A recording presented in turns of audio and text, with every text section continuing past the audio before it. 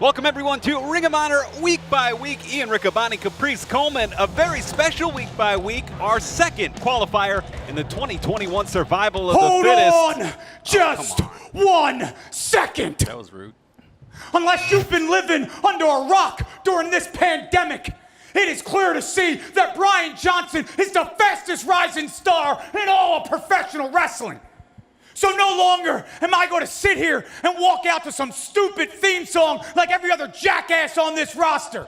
No longer am I going to walk out here and have these bozos, Caprice and Ian, commentate me. From here on out, when I walk through that curtain, when I walk in that ring, when I walk in the back, you will hear my voice. And you will find out that this decade of excellence for Brian Johnson is going all the way to the top of the survival of the fittest. Well, you can't argue with so that metalhead meatball Sledge, he can get bent. And Bobby, maybe you can take a lesson from me, because standing in the ring from Philadelphia, Pennsylvania, the greatest damn city on the planet, weighing in at 200 pounds, the Mecca, Brian Johnson.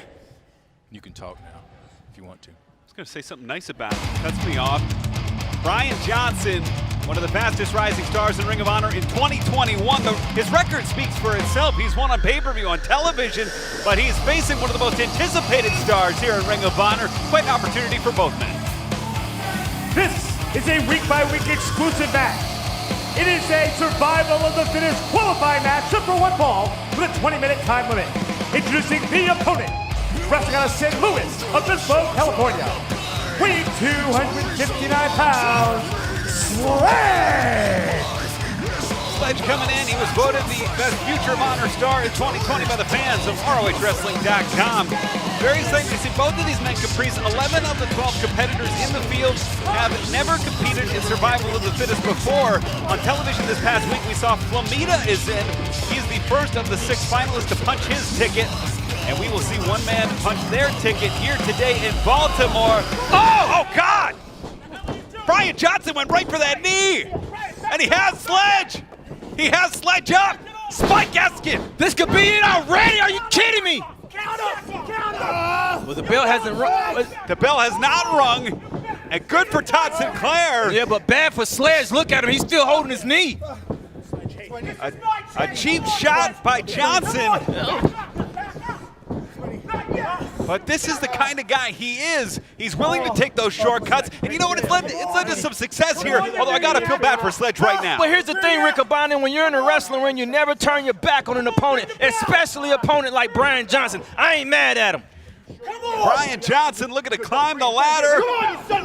The bell rings, and Johnson stays on top of him like Dave Schultz against the Boston Bruins. Yeah, but Sledge has got a bad wheel. Oh!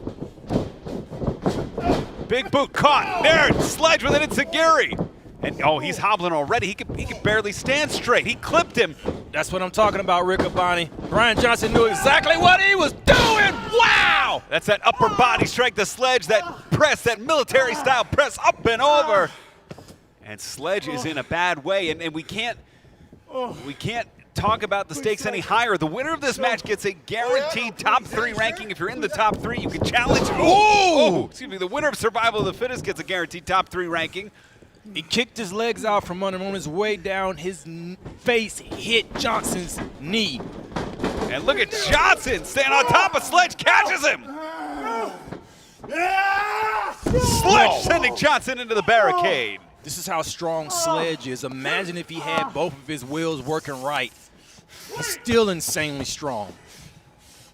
Sledge, who's used to battling the voices in his mind, trying to overcome addiction. Brian Johnson said that his addiction was professional wrestling, trying to climb that ladder. And a golden opportunity for both men here. So Brian Johnson's sternum just hit the corner of that apron.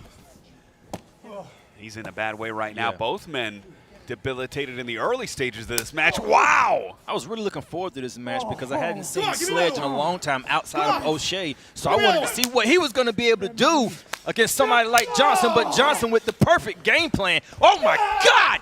Heel toss sends Johnson onto that hard.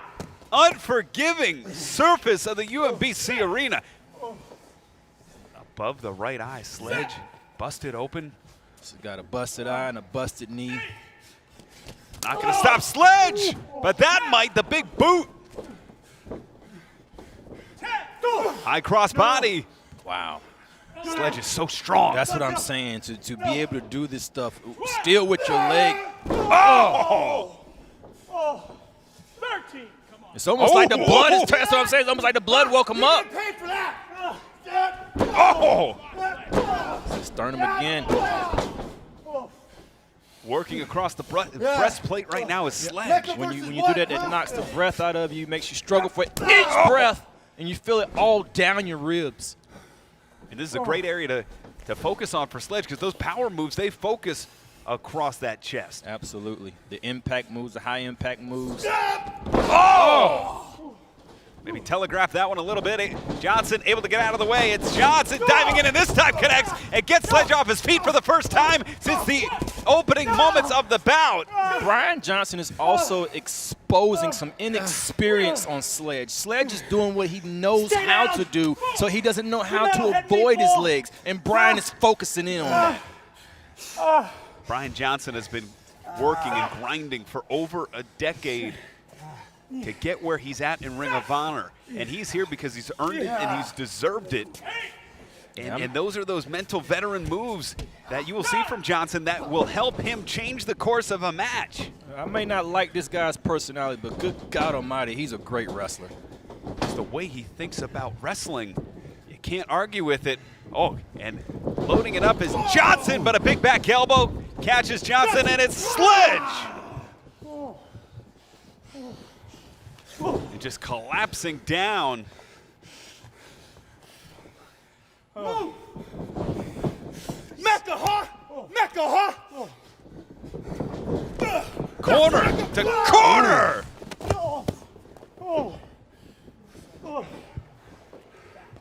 The bad thing about Sledge doing this, even though he's capable of doing it now, these are the type of injuries that if you don't pay attention to, they continue to get worse during the match. You can ignore it if you want to, but it's going to catch up with you. He's going to want to look for something that's high impact that will put Johnson away. We know Johnson has a lot of heart, one of the most finely conditioned athletes in Ring of Honor. But Sledge, trapping that ankle. Johnson put the carpet out from under him. Quite literally, and going right to the knee. Knock it off. And Johnson, this is what we're talking about. Yeah. Using that brain power and trapping the knee. 1, 2, 3. And Sledge able to slip out of it a little bit, but Johnson holds on and grapevines it. Immense pain to the knee. This is textbook 101, Riccaboni. How do you beat a big man? You make him the same height as you. On the ground, you're all the same height. And Johnson going up higher. Big clothesline. Loading up the Mecha Locomotive. Will we see it here? Man! He's taking him off his feet with that. Hooks the leg. 2, and just a 2 count there. The Mecha Locomotive across the chest of Sledge. And if you're Brian Johnson, you gotta like where you're at right now. Absolutely, and the only reason why he's able to take him off his feet is because one of his legs are bad. He would have been able to stand up to at least one of those clotheslines, but Brian Johnson using those clotheslines almost to ask himself, is it hurt enough for me to do what I want to do? And the answer is yes! Oh! It's definitely yes now. Single leg DDT. And the pressure and the impact, it's got to radiate from the foot to the ankle to the knee. He's going right back to it. There's a song about that. Well, sure is. A Sledge driving Johnson to the outside, and it's Johnson back up to his feet. Again, trying to get up and stay on Sledge, which is what he has to do against a guy the caliber of Sledge. Sledge can barely get to his feet. He's doing what he has to do. It's a perfect game plan, executed well by Johnson. Outside and charging in this time. Sledge plants him, spine buster. He's going to have to follow up with that, man. He's going to have to try to cover it, end it, hit him with another impact move if he wants to win this thing. Sledge with an opportunity here, still hobbling. But he's been able to at least put a pause on the offensive Brian Johnson. Look at that one leg hobble. He's skipping to him. The blood flow back into the knee, the meniscus. Collapsing Johnson here. Here's the thing now. Not only is his leg hurt, but conditioning is coming into play. He's having to fight for his breath as well. This is what I like about Johnson, though. The conditioning, he is right back up to one knee every time. He's putting himself in a smart defensive position. He's not leaving himself defenseless, at the very least. One of the main things that Sledge has working for him is his ability to fight the demons that he's beaten. So he's using this in a physical aspect to beat his physical injuries. But instead of the demons, it's Johnson who's inside the mind of Sledge now. That knee very affected at this point. Catches Johnson. He ripped him off his feet. Whoa! Oh! I promise you, Rickaby, this would have been a totally different match. Oh, God! See, with him not being able to cover, you have to believe that was it.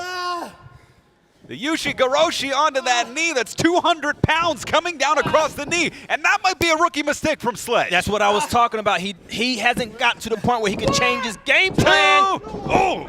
Where he could change his game plan because of that. He's only doing what he knows how to do, and it's costing him now. You know, sometimes we wonder if it's worth it to take that one last shot if you think you're in that desperate of a mindset. I don't know that Sledge was there yet. And 200 pounds of Brian Johnson coming onto that knee. Yeah, it may have affected Johnson, but I think it may have affected Sledge even more. I'm going to be honest with you, Rickaby. Everything after that shot to his knee at the beginning is a risk from Sledge. Everything. And Johnson focusing in on that knee. It is Johnson who remains in a sturdy offensive-minded position. Those shoulders square to Sledge at all times. That's how you can tell he's in control. He's hitting him straight on.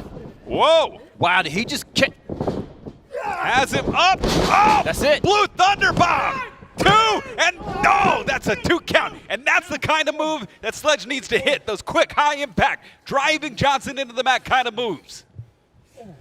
Come on. And I stand corrected. That knee to the back of the head of Johnson. If Sledge can power through this, he's hit that. He's hit the Blue Thunder. This is the problem, though. He's not able to capitalize because he's still trying to recover. He can't even pin Johnson the way he needs to after these type of moves because of the leg injury. This is the first time in the match those shoulders aren't square to Sledge. This is the first time in the match that he wasn't the first back up to one knee at least. Sledge back in the offensive driver's seat. Sledge has won so many matches with that bomb. You stupid addict. You Oh, can't wow. kill me. You can't kill a Mecca. This is my time. My time to be. He's trying to head games. Back up to his feet, the forearms. Johnson's out. Yeah, Johnson's out. Johnson is out. It's on the referee to stop it. But I'm telling you, his knees collapsed. Johnson is out. You're done, idiot. Here comes Sledge. Oh, God. He's out on his Nailed feet. him. Oh, God. Sledge. That was perfect. Johnson takes out the knee of Sledge on the way down. He unintentionally did it. Johnson is out. He's out on his feet. He's out cold. He's out on his face now. He doesn't even realize he did this. I guarantee you he doesn't. And coming to is Johnson.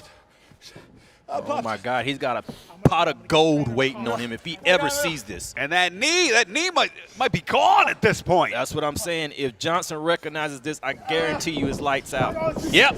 Rolls him up, stacks him. 2.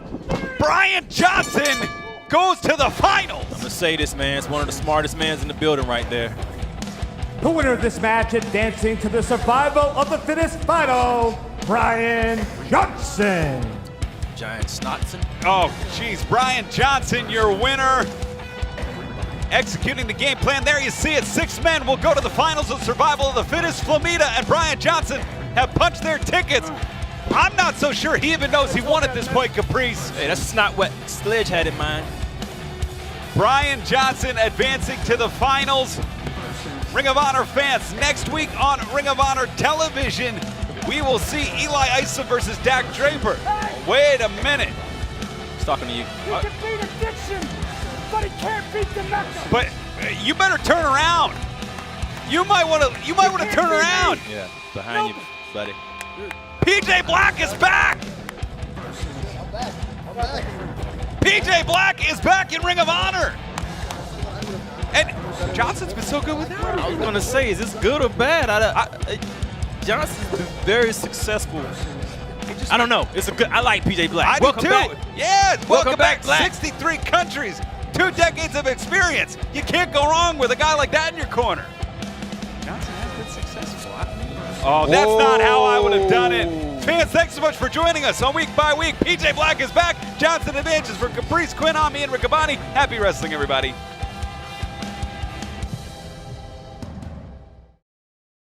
Hello friends, Rocco, it's ROCCO, and today I'm here to impress upon you a very important idea. 2 heads are better than 1. Now I know what you're thinking. Maybe Rocco isn't the second head I want, but oh my goodness, it's the second head you need.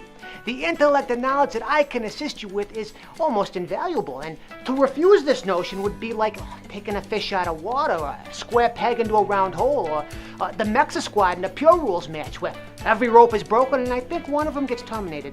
I gotta double check with Tracy on that last one. He does such a nice job of explaining the rules. But if you have any further doubts that this still isn't... You doing this now? Billy? You gotta print something now? That's no.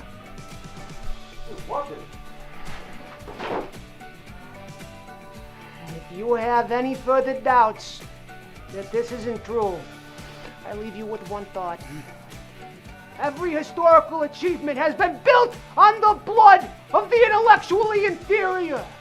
And with Rocco in your corner, we could soak the ground for years to come.